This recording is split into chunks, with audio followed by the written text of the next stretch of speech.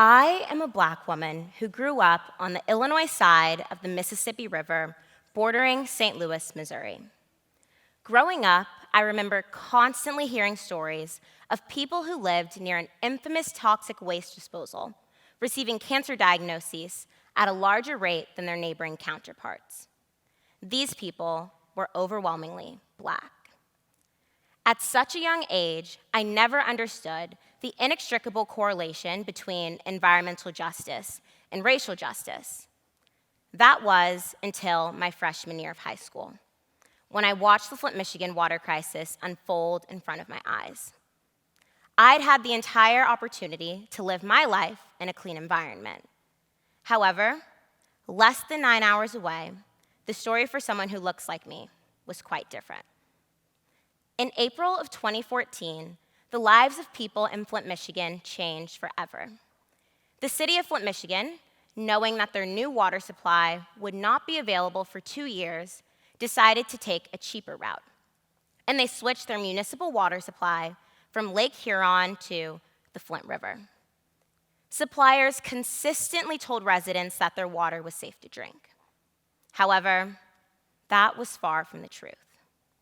The water in Flint, Michigan was laden with lead, and the change of one valve affected the lives of over 90,000 people.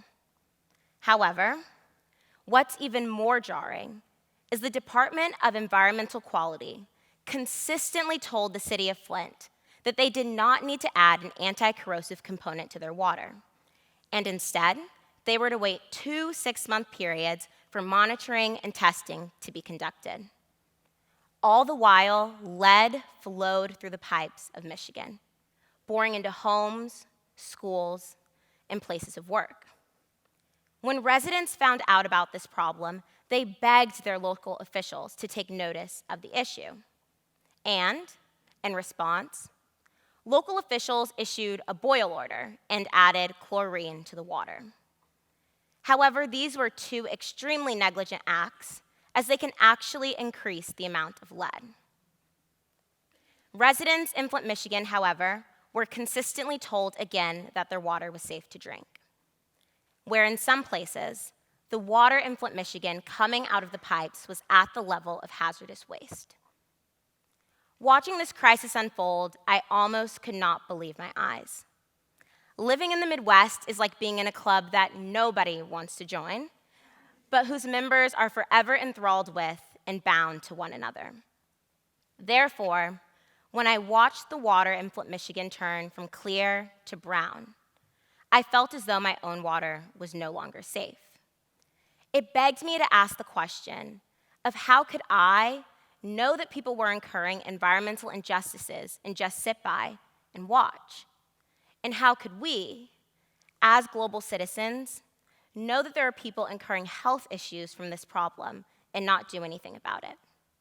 And then it hit me. A saying that I'd heard growing up finally made sense. And that saying is, today it is them, but tomorrow it can be you. And although not affecting me or my family directly, the Flint, Michigan water crisis was the first time that I understood the realities of governmental inaction, of environmental injustices, and of environmental health. I no longer saw water as something contingent upon location, but also race. So, one day, I decided I could no longer watch Black people and Black communities drink essentially Black water. So, I did what any freshman in high school would do. I took to Google. Google Scholar is a dangerous tool for a high school freshman determined to find a solution to not only the Flint, Michigan, but global water crisis. However, after my nights of research led to the conception of a feasible project, I looked everywhere for a university professor who was willing to help a wide-eyed 14-year-old in her first research goal.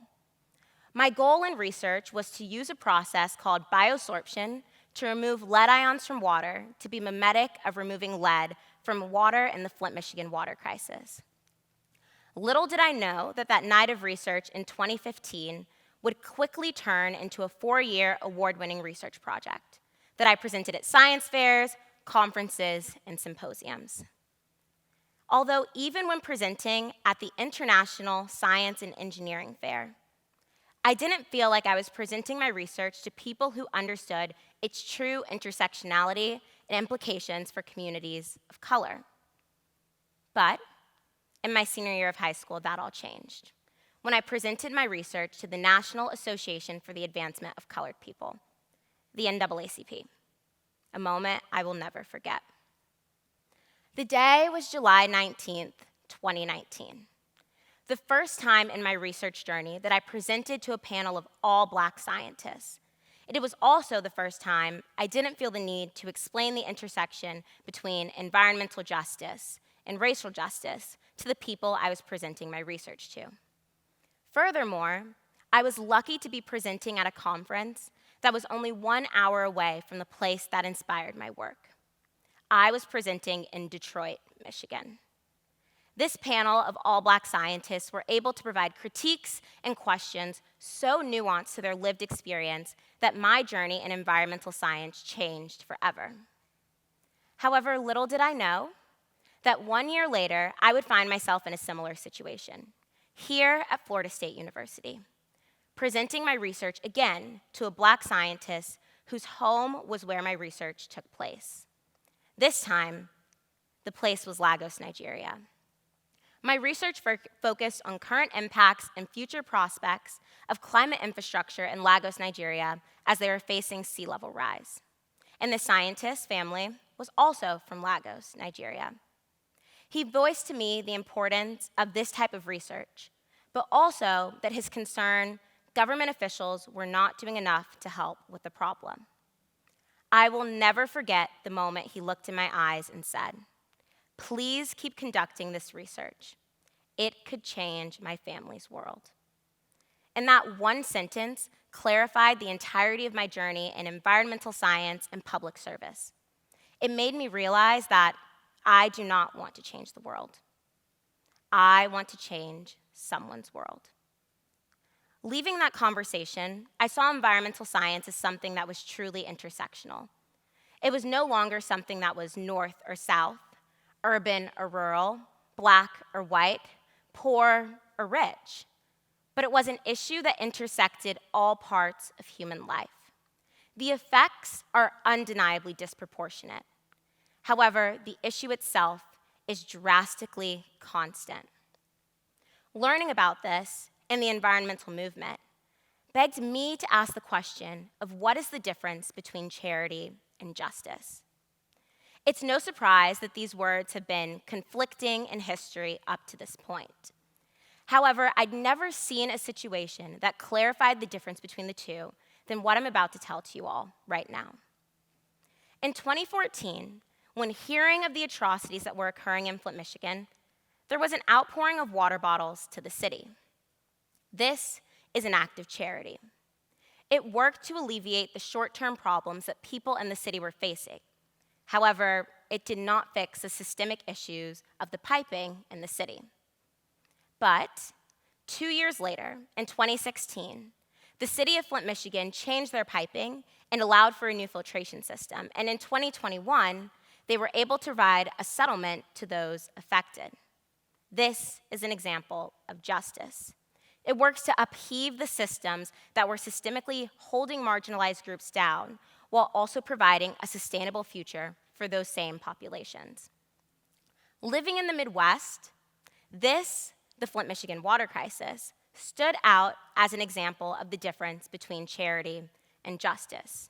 However, if you're from the South, Hurricane Katrina might be that crystallizing event. When Hurricane Katrina made landfall, over 70% of the poor people affected were Black.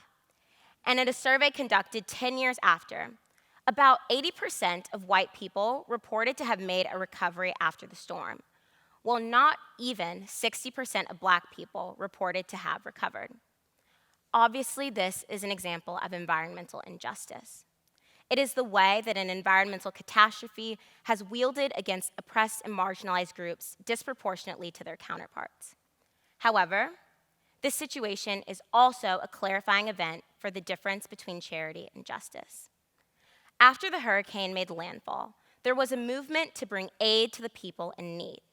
This included things such as donating water, food, shelter, and aid to the victims of the hurricane. This was an amazing short-term solution to the problem Hurricane Katrina caused. However, long-term, it did not work to combat some of the issues like community erasure, people moving out of the city, and marginalized communities not being helped to relocate. However, in the years following, justice was of the utmost priority after Hurricane Katrina.